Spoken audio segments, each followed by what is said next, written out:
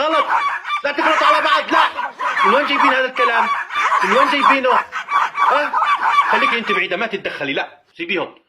انت وياه اجتماع مهم، يلا قدامي يلا. انتوا شو كلاب؟ تعملوا مثل الكلاب ليش؟ ردوا علي. لا ما تغلط وما تحكي فلان كلب وانا بحكي معكم كلكم. شو يا سحلوت انت كنت مؤدب، شو اللي صار لك؟ لا ما تحكي. وشكن على الحيط انت وياه، يلا ابو عضلات وشك على الحيط.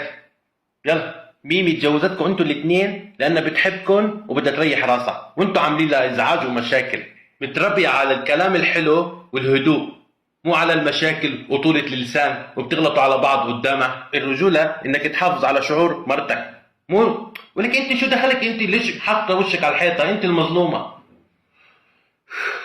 تعبت معك يا ميمي، تعبت. افهميني، انا قاعد بدافع عنك وبدي احميكي من هدول الوحوش. اذا بتعملوا هيك مرة تانية والله بطلقكم منها. نعطيهم فرصة تانية يا ميمي؟ طيب يبقى راح تكون على مسؤوليتك انت. بعد هيك اعتبري حالك مطلقة. ابو عضلات، سحلود، هاي اخر فرصة الكم، مفهوم؟